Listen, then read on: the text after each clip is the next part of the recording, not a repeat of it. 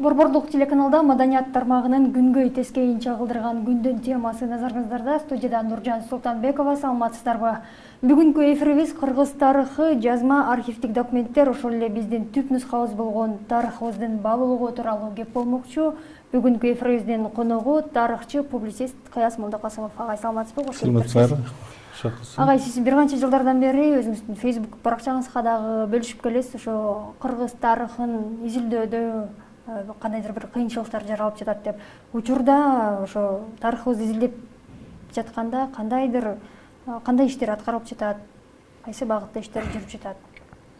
Эми эң негизги маселе кыргыз тарыхы боюнча байыркы мезгилден баштап 20-жылга чейинки башталышына чейинки архивдик документтердин баары Кыргызстандын сыртында. Кыргызстандын сыртына барып, ал архивдик документтерди, жазма булактарды жыйноо биринчиден ошол мамлекет менен кызматташ керек, ал мамлекеттен кандайдыр бир уруксат алыш керек. Эгемендүү доордон бери биз өзүбүздүн Кыргызстандын өзүндө архивдик материал жок болгондуктан сыртка барып архивдик материалдар менен иштөөгө мамлекет тарабынан каражат бөлүнбөй келген.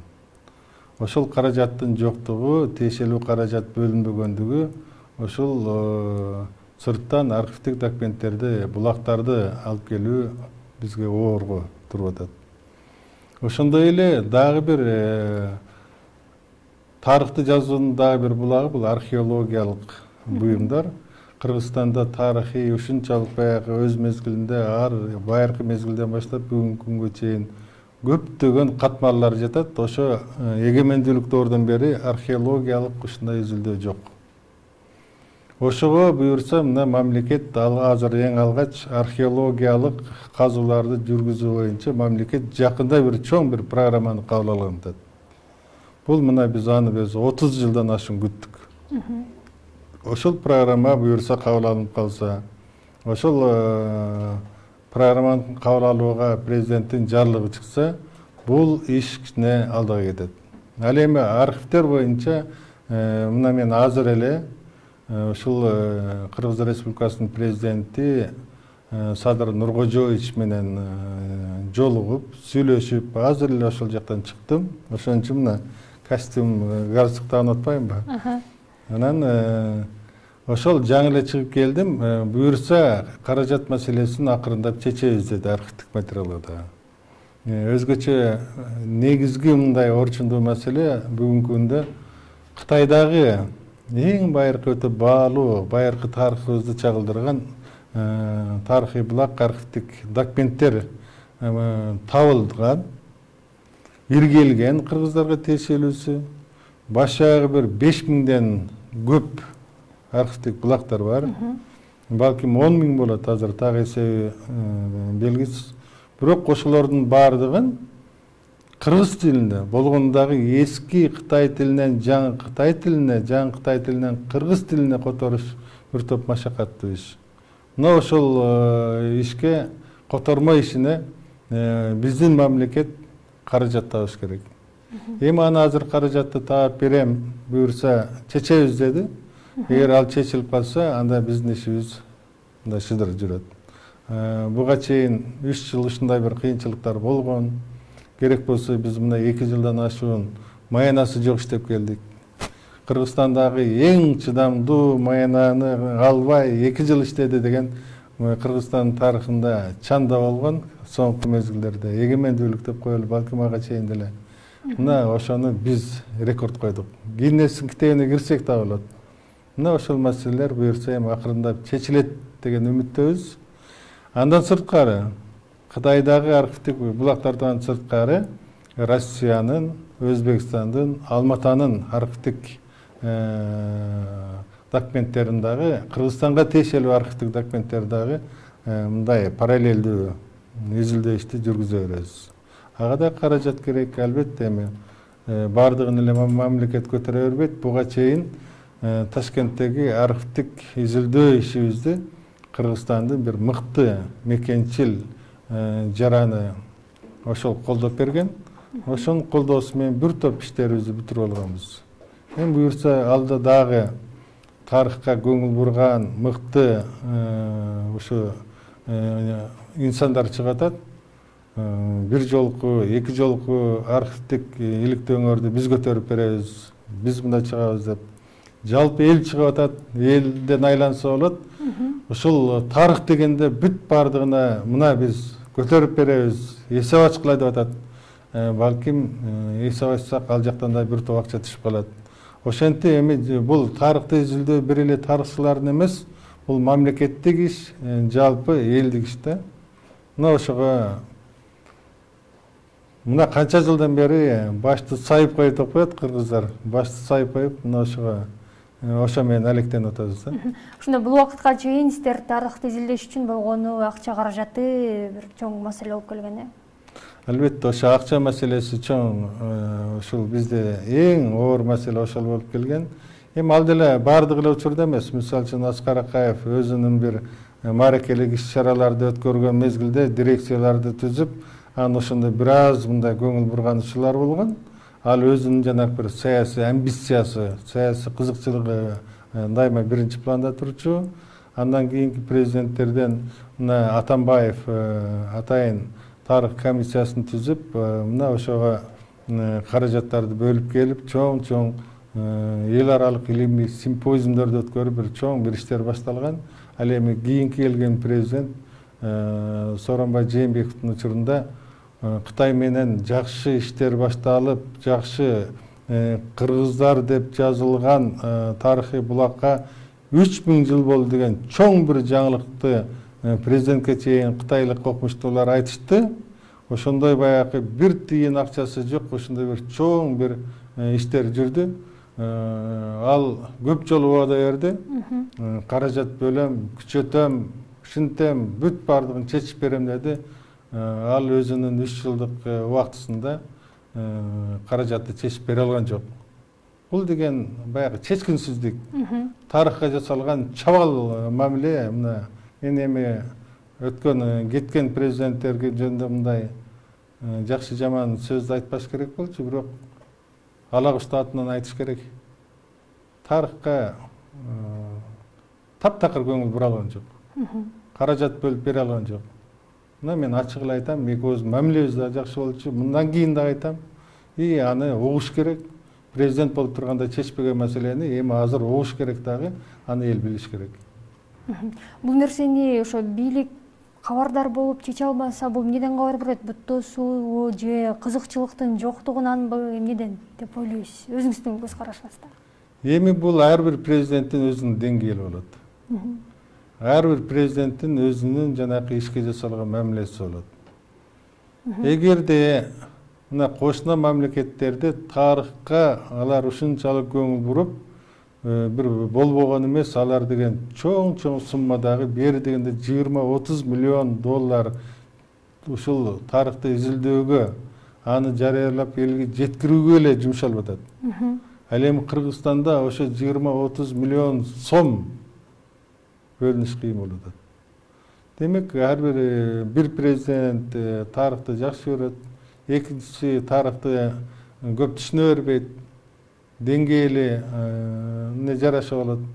Эмнегедир ошо президенттер өзүнүн убадасын бергенден кийин аны аткарыш керек. Себеби хандын сөзү жерге жатпайт дейт. Хан убадасына туруш керек дейт. Эми азыр хан эмес, президент айткан сөзүнө туруш керек, убадасын аткарыш керек. Ошондо гана ал тарыхта калат, элдин ишенимине берет. Бул ошол баягы тарыхка маани бербегендиктен тарыхты не кереги бар деген бир мындай бир сыртын салган мамиле сыяктуу да. Ошон үчүн мына алагышты ачыгын эле айтыш керек. Мына ошондой кырдаалдарды башыбыздан кечирдик. Бирок ошого карабастан бүгүнкү күндө баягы тарыхчылар деле сыртка чыга албаса, археологиялык казууларды туруктуу жүргүзө албаса, жаңы маалыматтарды, архивдик маалыматтарды сырттан ала албаса, анан жанакындай элдер тил деген туура баягы колдон келбей жанакы жазыш, археологиялык архивдик булактарсыз жазыш мүмкүн эмес. Жомокту токуп болбогонду болду деп, анан кийин ар кандай бир уламыштарга таянып, божомолдорго таянган бул тарыхчы эмес. Ал деген folk history деп коет, жалган тарых жазуу деп коет. Эми алардын деңгээли башка, профессионал тарыхчылардын деңгээли таптакыр башка. Башка ошо сырттан, башка мамлекеттерден биз архивдик изилдөөлөрдү алмакпыз деп атпайбызбы? Анан ошондо алар өздөрүнүн кызыкчылыгына карап бизге тарыхты берип койбойбу? Кандай болуп калат ошол жагы? Жок, бул жагынан буюрса башка мындай бир соода сатык, экономика, башка бир маселелер боюнча ар кандай ошондой бир иштер болушу мүмкүн. Бирок тарыхта тарыхый булактарды берген мезгилде андай болбош керек. Эми кээде мындай учур келет. Мисалы үчүн мына 1916-жылдагы улуттук боштондук көтөрүлүш боюнча Славян университети россиялыктар атайын архивдик документтердин негизинде атайын китептерди басып чыгарып атканда, ошондо өздөрүнө ылайыктуу өтө баягындай кыргыздарды кыргынга алган, кан төгүлгөн жерлерди китепке киргизбейбиз деген принцип болгон. Эми азыр Кытайдан алынып аткан ар кандай алынып турган документтер, эми аны бардыгын которулуп көргөндөн кийин билебиз. Аны отуруп алып котормойнча аны катардагы кытайлар өздөрү түшүнбөйт. Себеби эски Кытай тилин билген, эски иероглифтерди билгендер бул саналуу эле адистер. Ошол саналуу адистер ушул китепти которуп бергенден кийин бизге билинет да. Анан мына Өзбекстанда, Казакстанда мындай архивдик документтерди эми көчүрмөсүн алып атканда өздөрүнүн эрежеси бар. Ошо эрежесине ылай калабыз. Себеби бир делонун ичинде 30% материалдын көчүрмөсүн алыш керек деген болсо, жылына мынанча бет көчүрмө алганга уруксат десе, же болбосо чет өлкөлүктөр үчүн баа башка, өздөрү үчүн баа башка деген жанагы көбүрөөк акча төлөш керек деген ошондой бир эрежелери бар. Себеби архивдик документтердин ушул Өзбекстандан архивинен кадимгидей акча төлөп алганга туура келет. Ал эми ушул Россияда мына Иркутскиге барып токтогул сатылгандын сүргүн жылдарын аныктап берип, ошону изилдеп Иркутский областтык архивде отурдум. Ошондо эң керектүү бир кызыктуу архивдик документти таптым. Ошонун көчүрмөсүн бериңиз десем, ар кандай бир мал катып, шылтоолорду айтып, мындай бир вообще бир экинчи сорт катары мамиле кылып отуруп туруп, артыңардан жиберебиз деди. Артыман жиберген архивдик документ кийин именно ушул бет керек деп туруп мен аларга да көргөзгөм. Но ошол бетти бербей койду. Эми мындай мамиле айрым учурда болот. Анан айтсаңыз, ошо азыркы учурда биздин жаштарыбыз ошо тарых изилдегенге негизи эле кызыгышабы? Мен өткөндө Арабаев университетинде 1-3 курстун студенттери менен жолугуп сүйлөшкөндө, студенттерден баягы ушунчалык кызыгуу, кадимгидей кызыгууну көрдүм. Келечекте кантип изилдесек болот, кандай болот деп ушундай бир алардан ушу кызыккан балдарды көрдүм. Эми бул балдарды кайсы жерге мына үрөн сыяктуу да. Кайсы жерде ал үрөндү кыртышы жакшы жерге эксе ошол өсүп чыгат.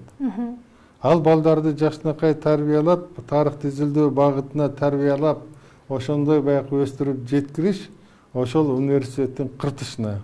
Кыртышы деген ошол университеттин базасы. Ошол университеттин жанакындай мугалимдердин өтө күчтүү аракети. Ошо кандай кыртышта ошол студенттер окуйт. Ошол факультетте кандай мугалимдер студенттерге сабак берип кызыктыра алат. Ошого жараша. Ошон үчүн жаштардын арасында деле азыр илимге барабыз дегендер, кызыккандар көп. Мага жеке кайрылгандар көп.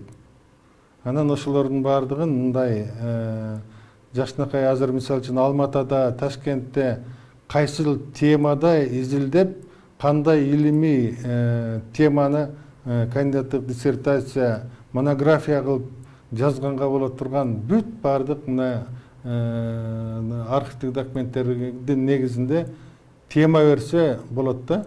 Себеби ал архивтердеги эмне материалдар бар экендигин мен өзүм башман өткөргөмүн.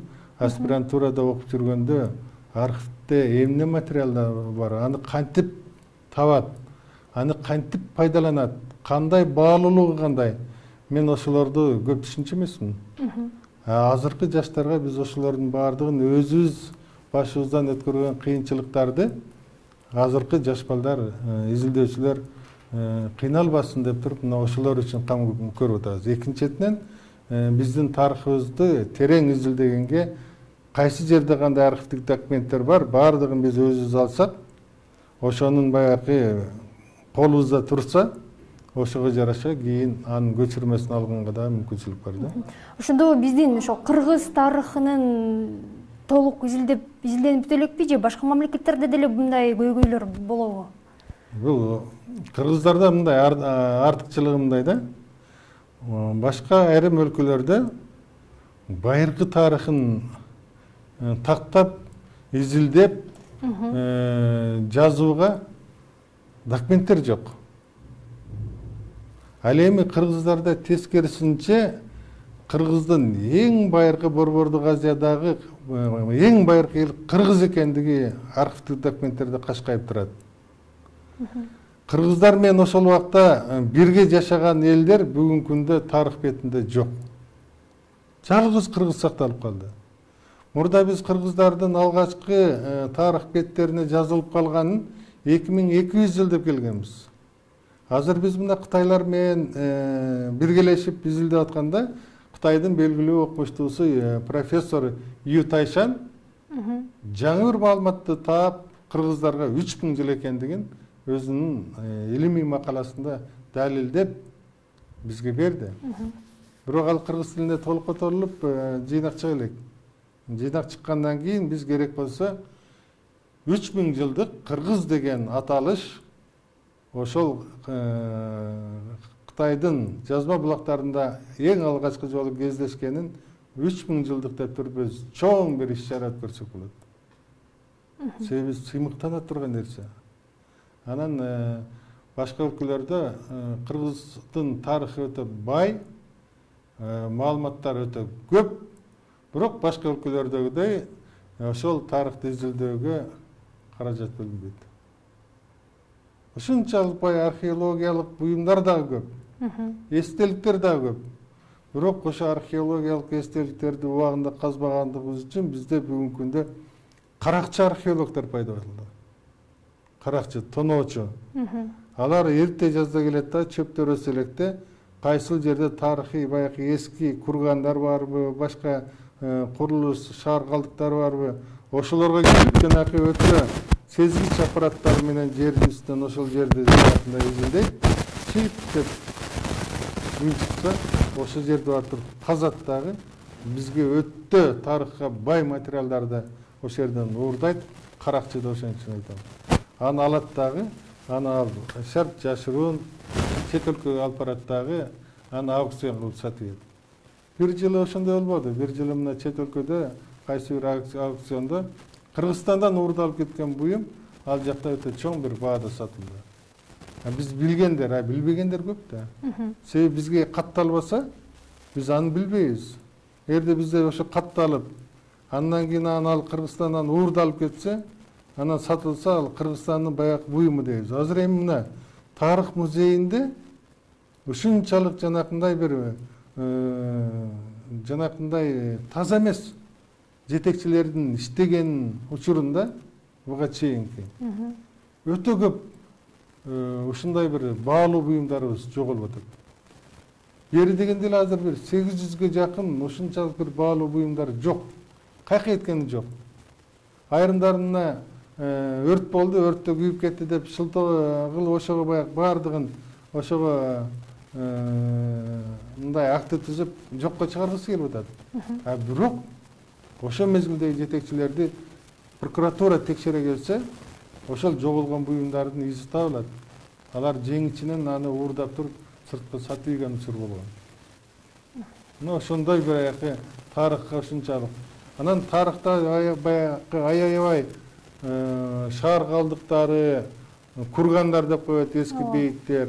Ошолорду азыр баягы түшүнбөгөн, тарыхты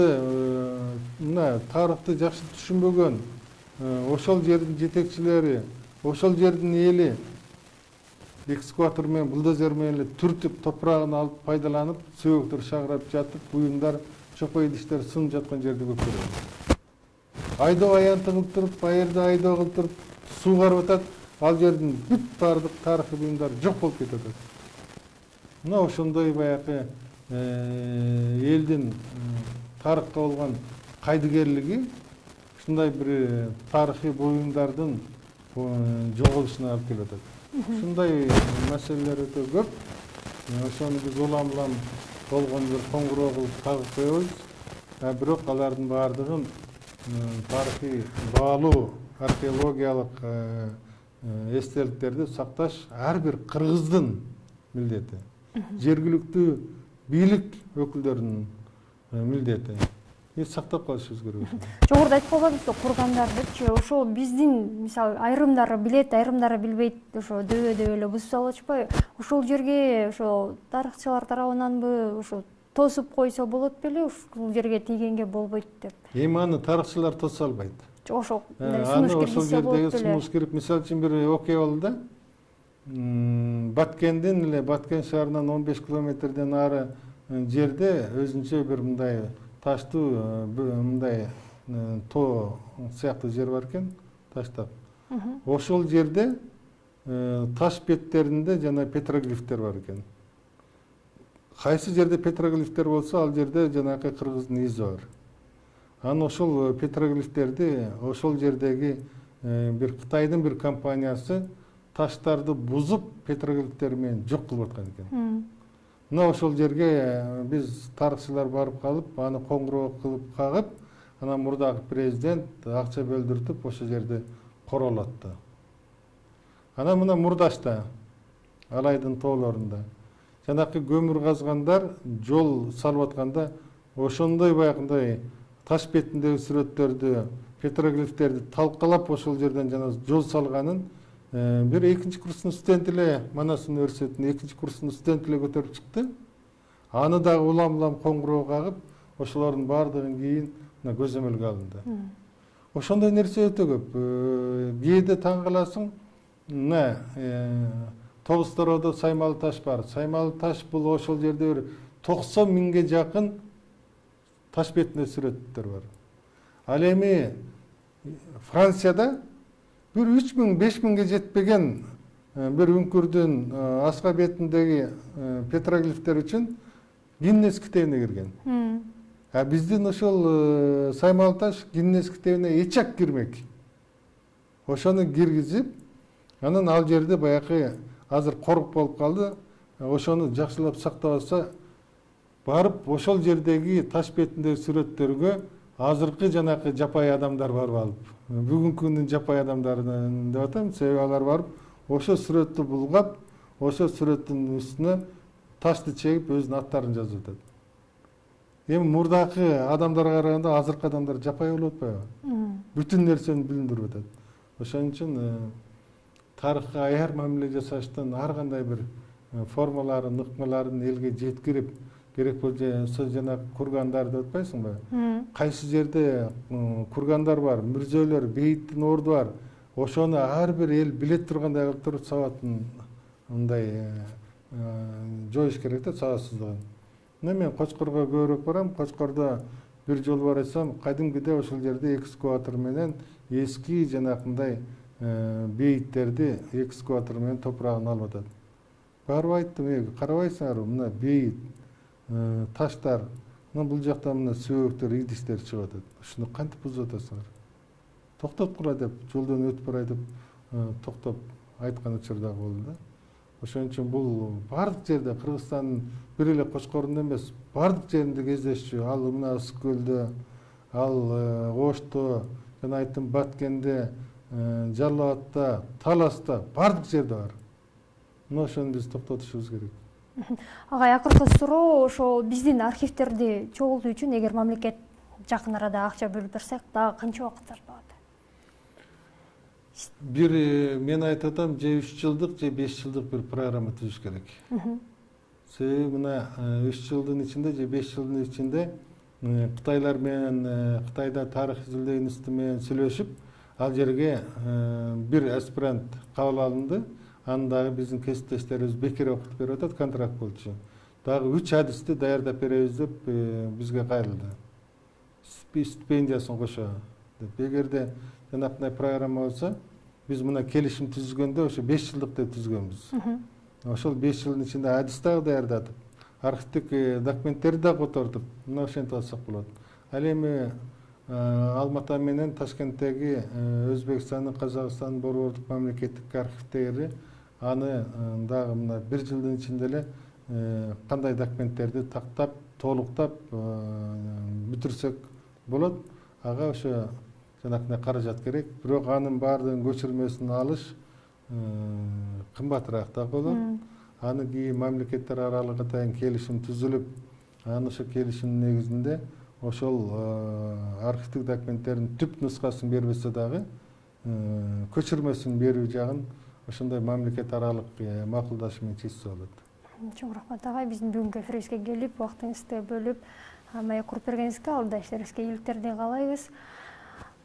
Урматтуу телекөрүүчүлөр, тарых бул бир канча жыл мурунку эле эмес, бүгүнкү жана биздин эртеңки жол басып өтө турчу жолубуз. Тарыхты жоготуу бул бүтүндөй мамлекетти жоготуу. Андыктан ар бир мамлекет тарыхын, өз баалуулуктарын сактоо эң чоң милдеттердин бири болуп саналат. Урматтуу телекөрүүчүлөр, Борбордук телеканалды социалдык тармактардан YouTube, Facebook, Instagram, TikTok баракчаларынан да көрсөңүздөр болот. Сиздер менен мен Нуржан Султанбекова болдум. Саламат калыңыздар.